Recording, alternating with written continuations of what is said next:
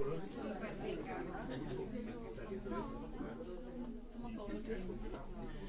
noches.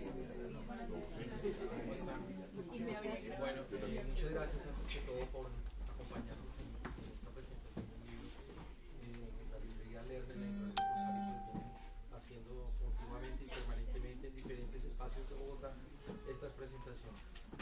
Bueno, antes de dar comienzo al evento, la librería Lerner y la editorial de la Universidad Rosario comunican el comunicado, pues nos lo exigieron y es un requisito que tenemos que dar. Primero, reconocen que su asistencia es importante para el desarrollo de la presentación del libro, por lo que les da un agradecimiento especial por apoyar a nuestros autores e editores egresados y estudiantes que publican sus investigaciones.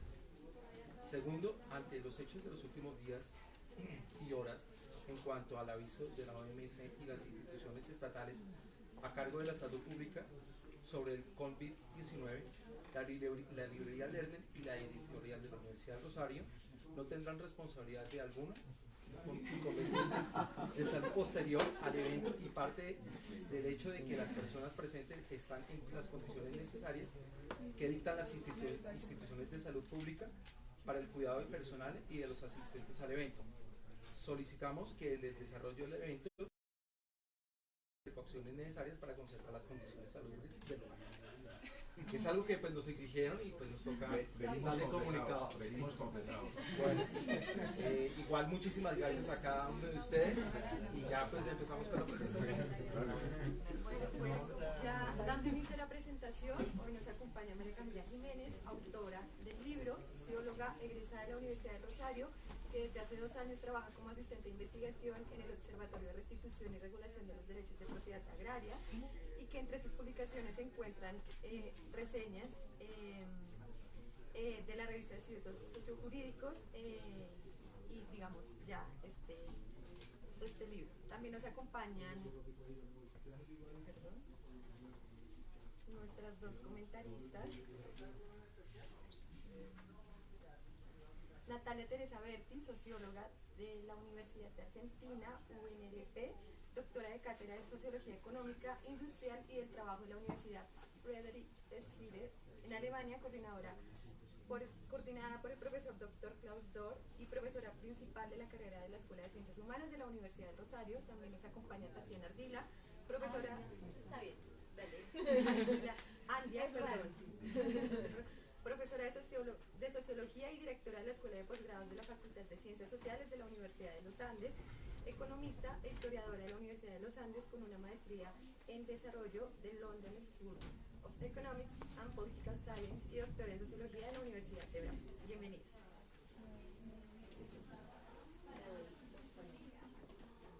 Bueno, ¿qué tal? Muy buenas tardes.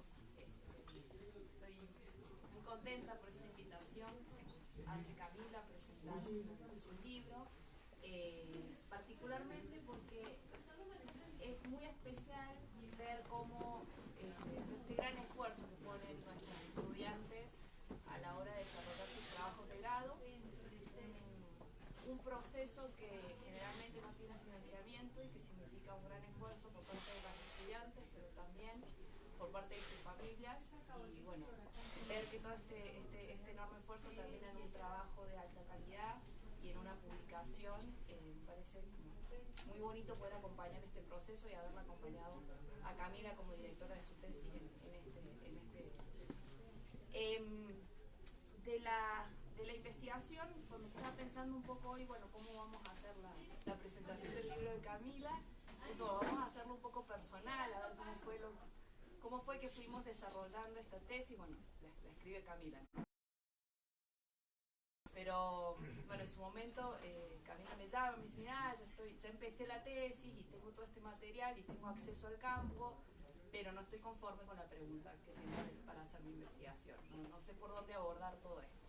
Entonces nos juntamos varias veces y ella me contaba todo el material que tenía y hablábamos hasta decir, bueno, yo vengo de la sociología del trabajo, entonces bueno, veamos un poco el tema de la precarización del trabajo, pero tenemos un problema, porque la idea de precariedad es un concepto que viene de Europa, que viene de pensar unas condiciones de trabajo bastante estables, con un estatuto de seguridad social fuerte, y siempre que tratamos de importar ese concepto a América Latina y con nuestras diversas viejas y nuevas formas, que bueno, antes le decíamos informalidad, ahora tiene otros nombres, es difícil importar el concepto, ¿no? Entonces, bueno, Camila empieza a revisar, bueno, cuáles eran las condiciones previas y por qué podríamos hablar de precariedad en este caso, cuáles fueron los derechos que se fueron perdiendo en todos estos procesos de terciarización, estas diferentes formas en las que los ingenios empiezan a contratar a los corteros, y hace como una secuencia cronológica, y a lo largo de esto va viendo también movilización, la organización de esos trabajadores, la búsqueda de la recuperación de algunos derechos o de las mejoras de condiciones de trabajo y de vida, y a la par de esto también encuentra que se van transformando las relaciones entre las empresas, los trabajadores y las comunidades, de unas formas quizás más paternalistas de relacionarse hacia estos modelos más técnicos de responsabilidad social empresarial. Entonces me dice Camila, bueno, quiero ver la relación que hay entre precariedad y responsabilidad social empresarial. Y creo que, bueno, la mayoría de nuestras reuniones eran esas. Bueno, Camila, ¿cómo es esa relación? A ver, ¿de qué se trata esa relación? ¿Pudiste darle un nombre a esa relación? Creo que todavía lo seguimos buscando, a qué relación darle, pero en todo este proceso lo bonito fue que esta pregunta nos permitió ver estas transformaciones desde el punto de vista de los gerentes de la empresa, de las personas que tenían cargos administrativos, cargos profesionales, desde el punto de vista de viejos corteros y corteros quizás no tan viejos. Viejos me refiero al tiempo que tienen en relación con el ingenio, y también un poco, ¿no?, la relación con la comunidad, con el sindicato. Y una cosa que me parece muy muy bonita del texto es encontrar cómo la responsabilidad social, que se buscaba en un principio como una forma de legitimar el accionar de la empresa en estas comunidades, sobre todo frente a la comunidad, y en un contexto de transformación enorme, que eso es muy bonito en el texto de Camila, que uno puede ver cómo estas industrias, que eran industrias y pueblos al mismo tiempo, se van transformando y en este momento son empresas que están, digamos, con un esquema de seguridad importante. No es fácil entrar a la empresa, y creo que ese es un gran logro de la tesis de Camila, que ya ha logrado entrar a las empresas, ha logrado hablar con como les decía, también con el sindicato, con los corteros, en un contexto difícil, ¿no?, de llevar adelante una entrevista, a veces adentro de la misma empresa, con personas que la gente de recursos humanos le designaba a Camila para que hiciera la entrevista, y aún así ella logra establecer estos diálogos y narrarnos todas estas transformaciones. Y en esta búsqueda encontramos que la implementación de programas y proyectos de responsabilidad social se convierten en una arena en disputa. Entonces, así como antes las oficinas de relaciones industriales y esta tensión entre sindicato y empresa, hoy por hoy las demandas frente a los programas y proyectos de responsabilidad social, que incluyen a los corteros y a sus familias, que son quienes viven en estas ciudades cercanas a la empresa, o en estos pueblos cercanos a la empresa, pueden, en ese lugar que pareciera estar creado para otra cosa, para un proceso de legitimación exclusivamente, pueden en ese generar una nueva arena de disputa. Dados más bonitos de la tesis, y le agradezco mucho a Camila, bueno, como extranjera, todos los trabajos de campo, y viajo con los estudiantes, no físicamente, no pude acompañarla a Camila al valle geográfico del Valle del Cauca, con del río. Ella me enseñó pero digamos, por medio de sus relatos, por medio de sus experiencias, por medio de las entrevistas, poder viajar y conocer, ¿no?, estos otros espacios de Colombia, y cómo se produce, y cómo en esta producción se genera también un territorio particular y unas relaciones entre la empresa y la comunidad particular. Principalmente quisiera destacar estos aspectos del libro de Camila, y bueno, me gustaría más que nada escucharla a ella, a Tatiana y a Camila después, a ver cómo nos cuentan este proceso. Bueno, pues yo en realidad llegué a este libro al final, o sea, cuando ya está hecho un libro, y es muy interesante oír como las vicisitudes del proceso de armar un libro y pues lograr de una tesis de pregrado hacer un libro.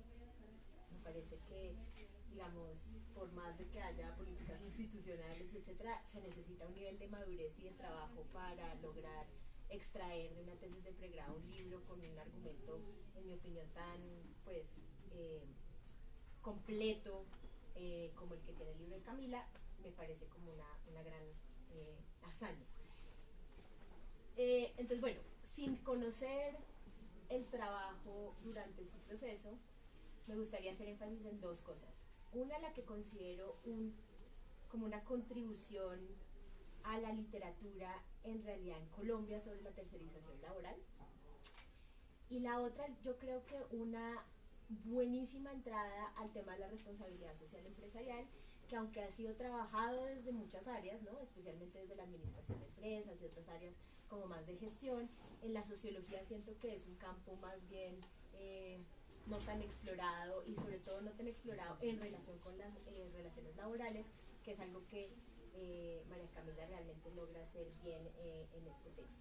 Antes de eso, quiero decir que me impresionó mucho el trabajo de campo, o sea, es un trabajo de campo súper rico, realmente logró hablar con personas que en general es difícil hablar, ¿cierto?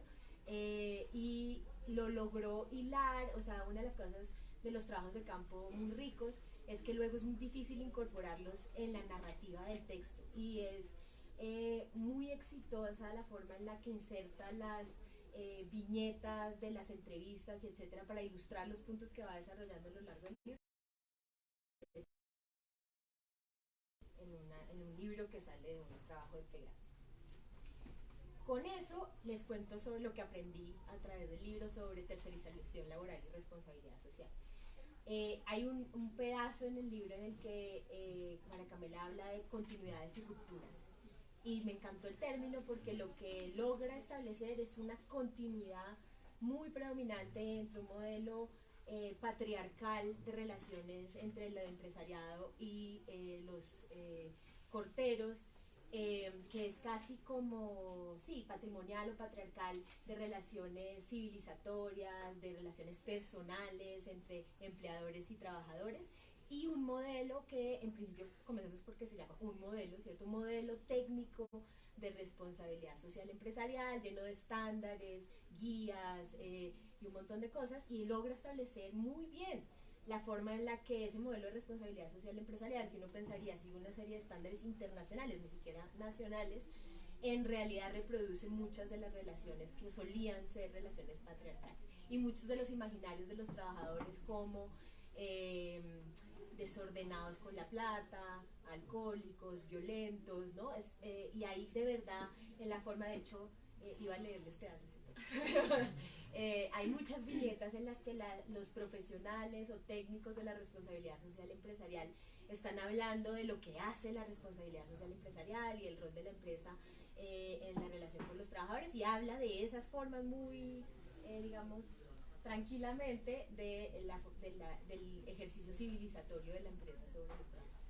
Entonces esa continuidad me parece impresionante y me parece que está súper bien documentada y es algo en lo que yo nunca había pensado a pesar de trabajar en temas pues cercanos.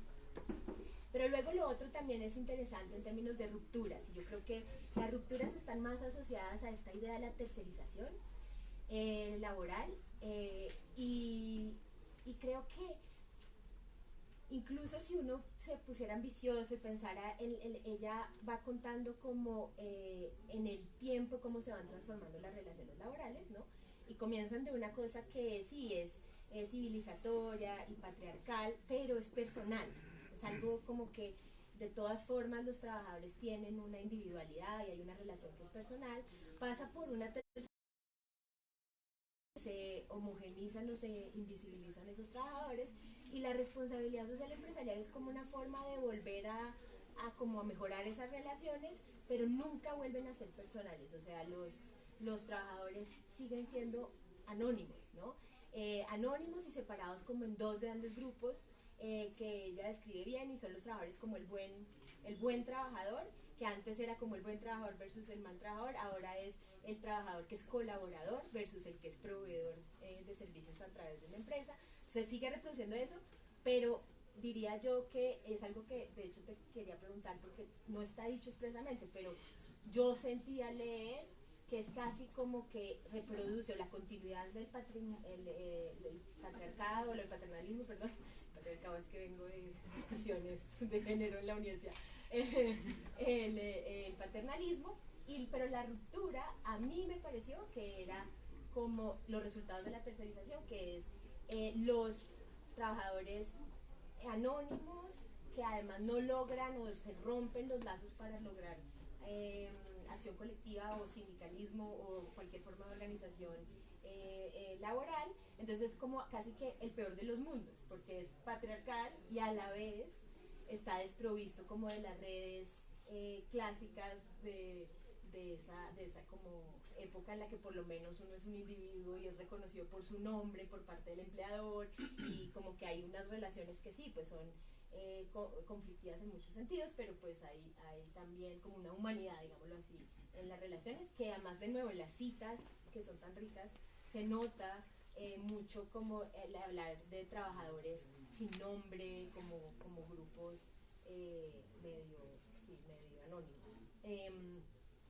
Iba a decir algo más. Bueno, iba a decir algo sobre un capítulo, todo esto es para que ustedes lean el libro, ¿cierto? Entonces hay un capítulo que es fascinante y es en esa construcción del otro. Ella tiene como un capítulo que es mi favorito, sobre la forma en la que la empresa construye al trabajador como un otro al que hay que civilizar. Pero es riquísimo en términos de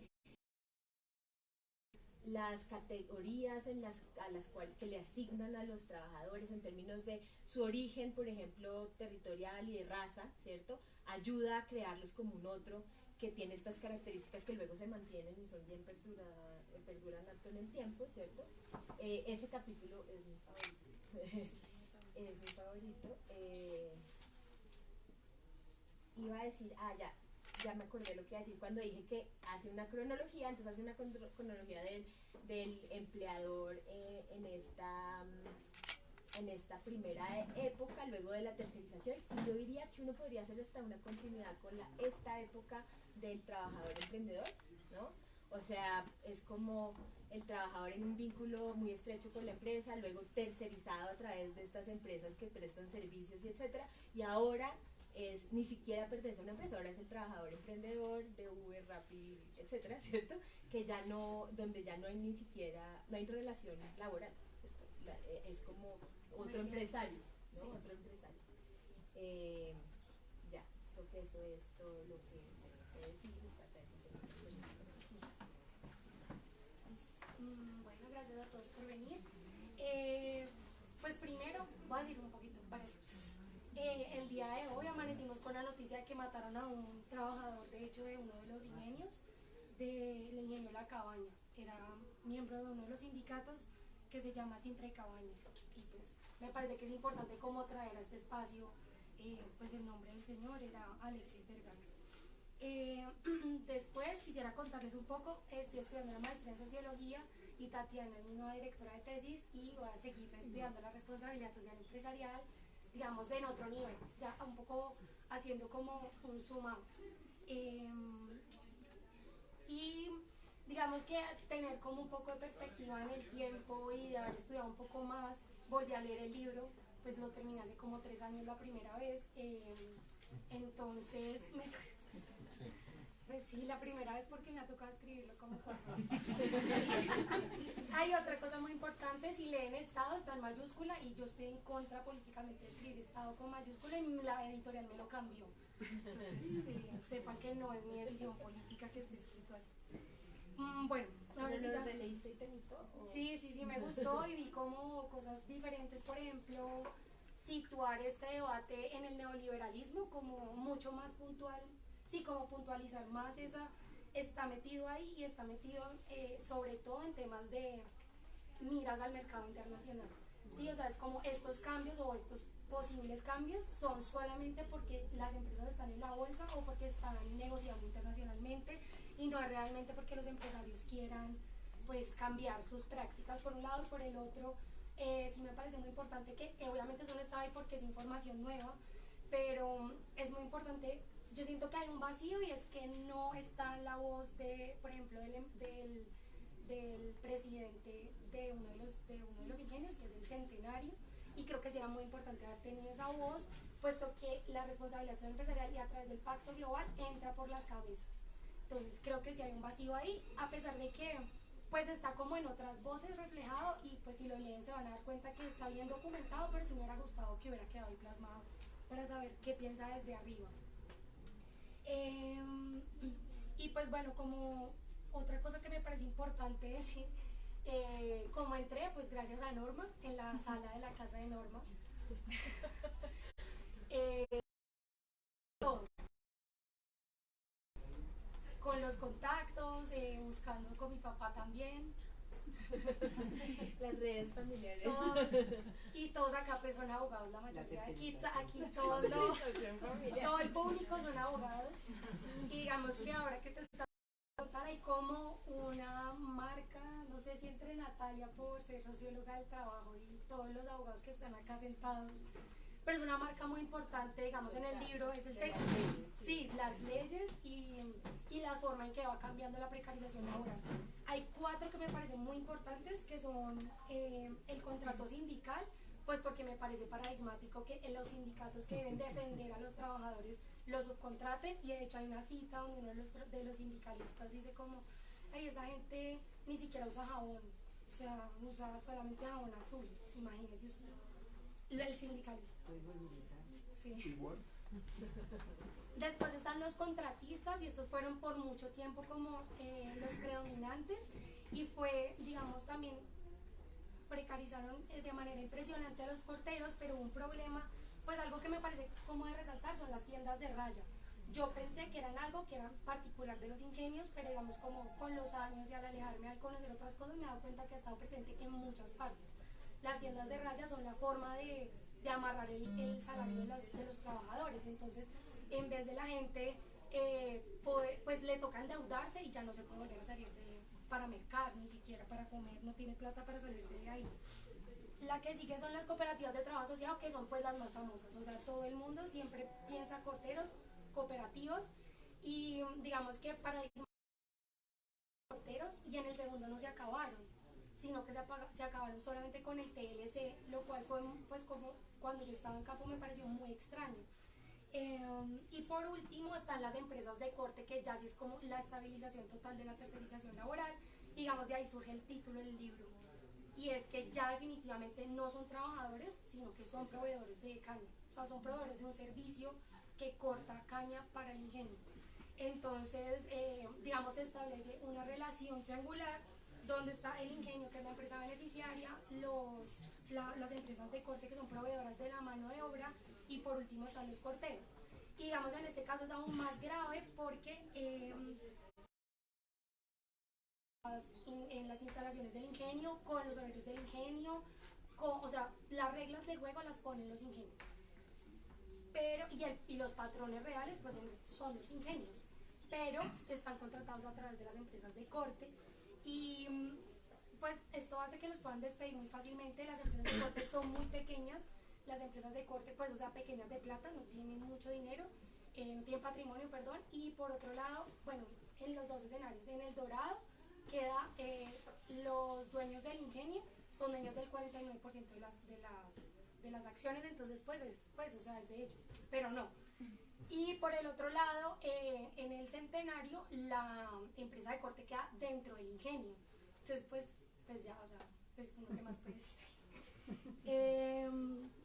Simplemente lo que yo creo que permite esto es, digamos, ya para terminar, es, pues primero, que o sea, todo esto para decir que la responsabilidad social empresarial llega ahí a zanjar este tema. O sea, ya esto se cierra porque dejan de ser trabajadores, son proveedores, ya no tienen derechos laborales frente al ingenio, pues sí tienen derechos laborales en las empresas de corte, pero no es lo mismo ser un empleado de una empresa chiquitica a ser un empleado de una gran empresa como es un ingenio de caña.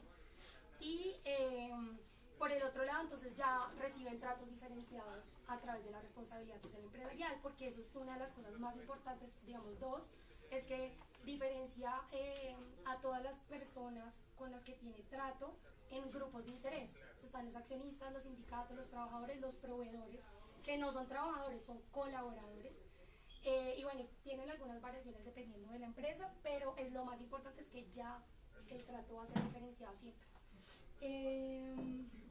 Y yo creo que con respecto a lo que me preguntaba de romper lazos, yo creo que sí, todo el tiempo siempre, yo creo que es más allá que es la responsabilidad empresarial, es muy de el trato desde arriba hacia las personas que están abajo, o sea, porque incluso cuando eran pueblos ingenios, ahí también hay otra cita donde no, pues nosotros igual teníamos casinos diferenciados, uno para los empleados y los otros para los porteros, pues si saben, pues ellos no se limpiaban tanto, entonces pues nosotros íbamos al otro casino, pues no era tan chévere, era más chévere el de los trabajadores, pero igual los pueblos eran separados, tenemos amigas que han vivido en esos pueblos, bueno, no, pues o sea, los que me conocen saben que mi vida está atravesada por los ingenios y ya. Yo quiero decirte algo.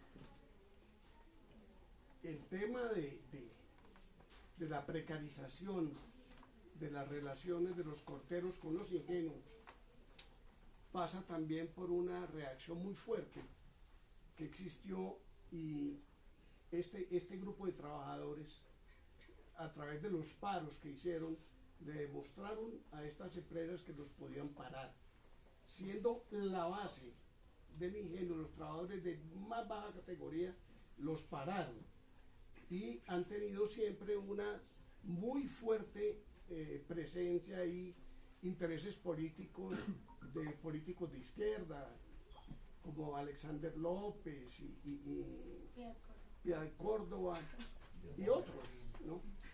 Y esto más o menos lo presenta el empresariado como una legítima defensa de sus intereses patrimoniales.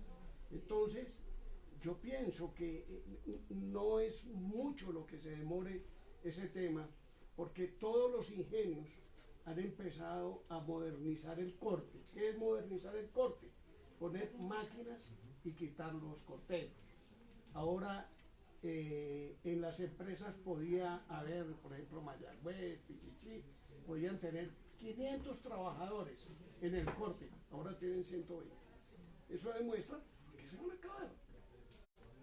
Además, los mismos trabajadores no quieren que sus hijos sean corteros. Es curioso.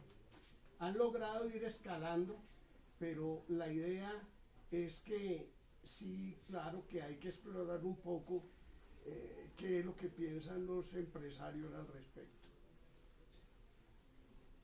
Una pregunta cortica, ¿cuál es el rango temporal de que pasan todas estas cosas? Desde el 2000. Desde el 2000, o sea, toda esta historia pasa en el 2000. Entre el 2000 y el 2012. En este siglo.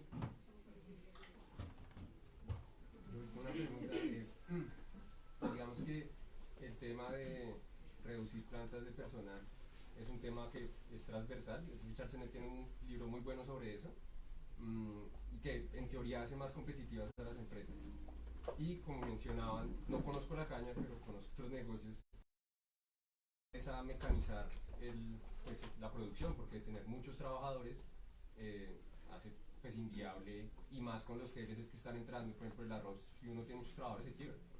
Entonces, mi pregunta es, como bueno, entiendo, digamos, la crítica de cómo esas relaciones ya laborales, porque pues eso también implica una serie de cargas para la persona, particularmente como en prestaciones sociales y esto, como esa ruptura como que tiene alguna explicación, y la responsabilidad social como que trata de, no sé, pues, yo la veo como que trata de menguar los efectos, pero entonces, ¿qué debería hacer o sea, como, pues yo sé que esto es una pregunta que puede estar como en salida del lugar, pero ¿qué deberían hacer entonces las empresas? Pues es que yo creo que es verdad, pero por ejemplo el TLC fue posterior a todos los procesos de tercerización laboral, y los paros también fueron antes del TLC. Digamos, el último fue 4 años antes, entonces yo creo que, pues no sé qué deberían hacer, o sea, no tengo la menor idea, pero igual el punto es que hay la otra cosa es que yo creo que no los van a echar, están esperando simplemente a que se jubilen. Porque no quieren tener como otra confrontación abierta porque saben que es fuerte. Pero igual ya no tienen tanto poder como lo tenían antes, o sea, pues ya cada vez hay menos, están... Sí, yo no sé. Sin embargo, tienen sindicatos muy fuertes. ¿Sí? Quiero aportarte esto. Yo soy, pues, los que no conocen, amigo de la familia, soy del Valle y conozco un poco el tema, ¿no? Sobre todo por mi profesión, que es la administración de empresas, y el punto vital es el contexto social empresarial. Pero quiero recordarles que si hubo en Colombia uno de los trabajos más colonialistas y más perseguidores de la clase laboral, más explotadora, casi llegando a unos vicios de la esclavitud, entre otras cosas, esas grandes fincas vallecaucanas fueron sitios donde pregonaban y estaban los esclavos para el trabajo, precisamente en la caña, que llegó pues en el momento de la conquista. Este proceso que tú narras se ha demorado mucho, inmensamente mucho, y esto hace parte de la actualización, ¿no? Si algo está esclavizante es el trabajo ajustado y corto de la caña, ¿no? Y sobre todo la valoración, ¿no? Los pueblos cercanos de los ingenios son pueblos, hoy ciudades, que nacieron precisamente porque allí mandaban a vivir a los trabajadores de la caña. Entonces, si te recuerdan, pueblos cercanos, Cerrito, Guacarí, ¿no? Fueron inclusive Palmira, porque las clases ricas y los grandes propietarios empezaron con los grandes terratenientes en las fincas. Allá no valía tanto el trabajo del trabajador, sino cuál terrateniente tenía más tierras para formar su propio ingenio, que era un experimento de poder social. ¿De acuerdo? Y esa actualización ojalá se pueda hacer.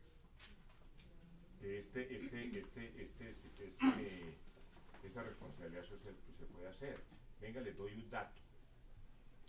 La última campaña política del Valle, ¿sí? Uno de los alcaldes, de candidato al alcalde de Cali, ¿sí?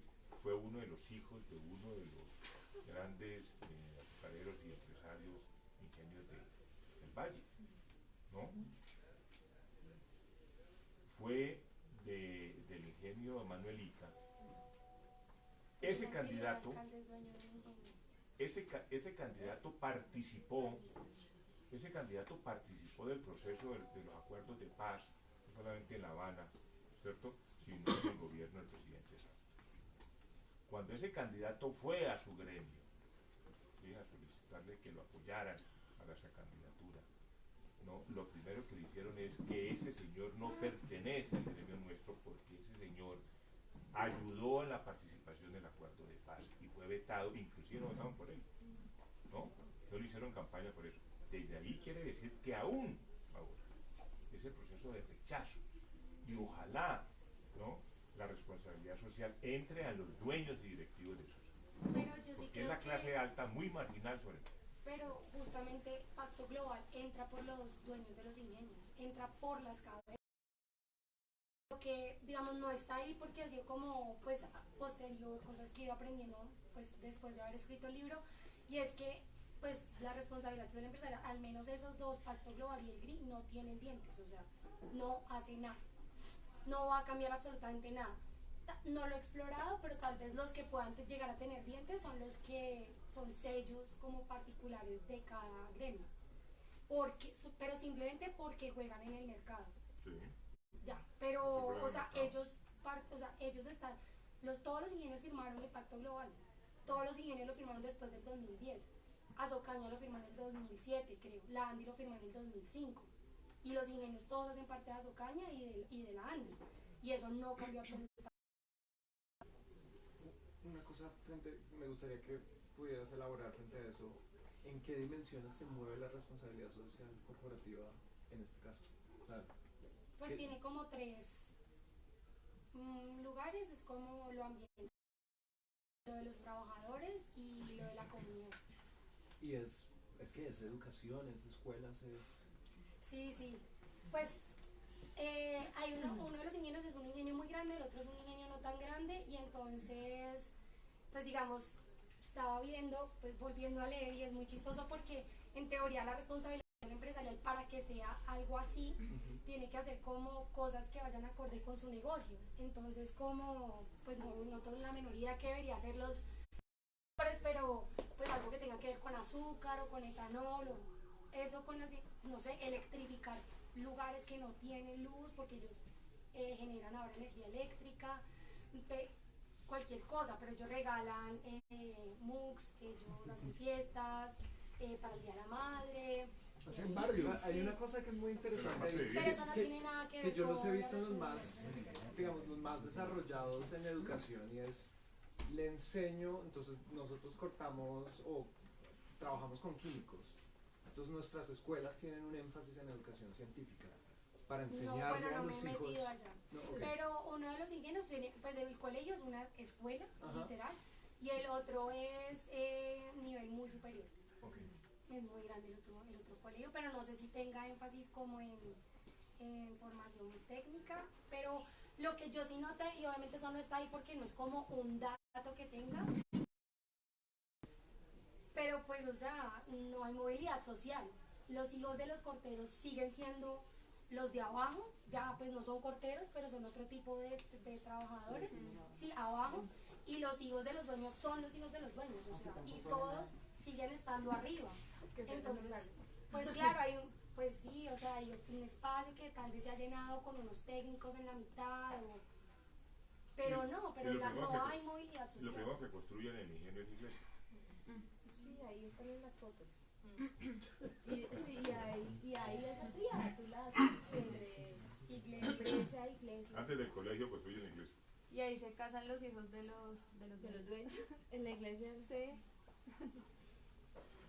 María Camila, yo quiero simplemente hacer una observación.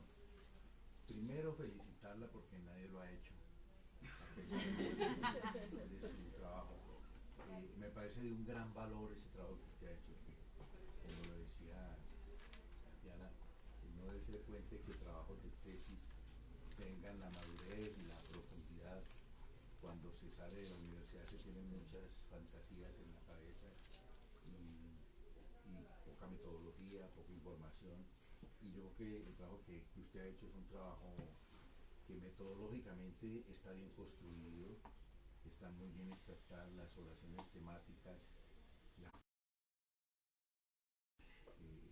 Este libro le permite a una persona aproximarse a un problema que es endémico en el Valle del Cauca, y es un libro que tiene una importancia histórica porque pues estamos hablando de un departamento que es un departamento de élites, que están tocando nada más ni menos que los callos de los ingenios, que son obviamente un poder económico muy fuerte.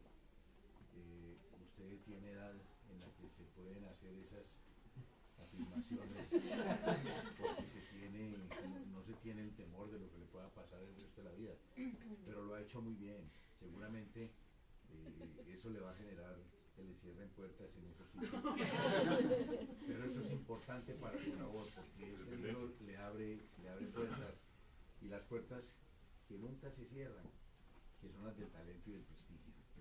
Yo la felicito.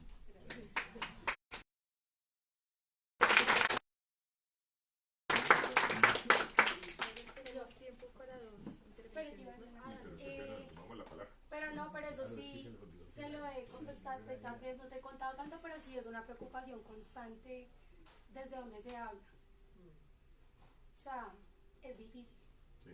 Sí, como socióloga, relaciones con el gobierno, pues como sociólogas, sobre todo a partir de los dichos de la vicepresidenta, estamos en conversaciones sobre cuáles son las condiciones de trabajo en la disciplina. Perdona que me tome la palabra, pero yo sé que a vos no te molesta.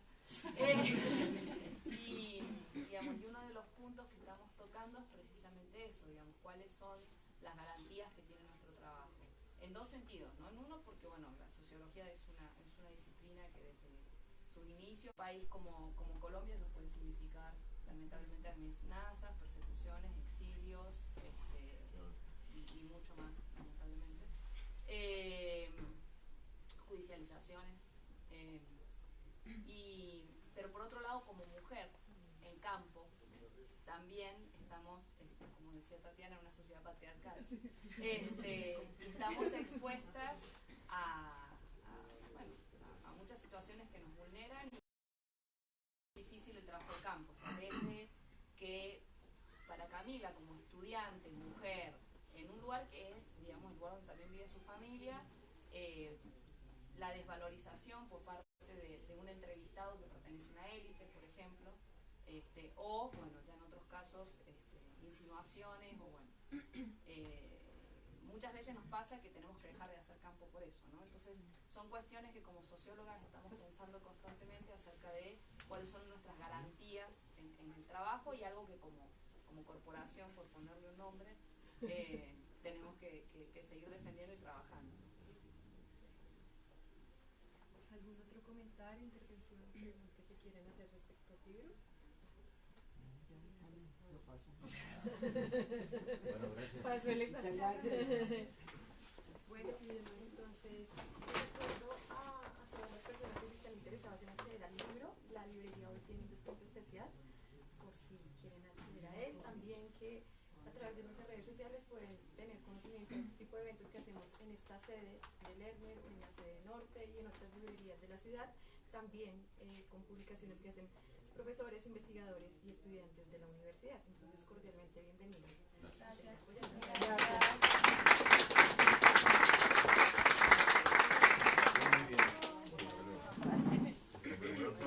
trabajo.